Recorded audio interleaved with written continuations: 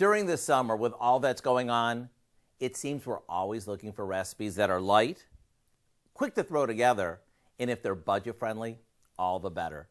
So with that said, let me share with you an amped up pasta salad that is main dish worthy. We start by cooking some pasta twists like normal. Once they're tender, we drain them and rinse them well. And if you don't have pasta twists, almost any pasta will work. While that finishes draining, we mix together some mayo, a good amount of apple cider vinegar, and a bit of black pepper. Next, we add the pasta to this, along with a large can of tuna that we've drained and flaked, a package of frozen peas that we've thawed, some chopped celery, red onion, and a little bit of dill. The nice thing about this is there are no rules. Want to use rice wine or red wine vinegar? Fine. Have other veggies on hand?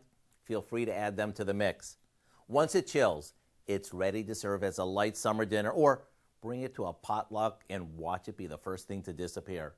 The recipe for what we call Tuna Twist is online and ready to add to your summertime lineup.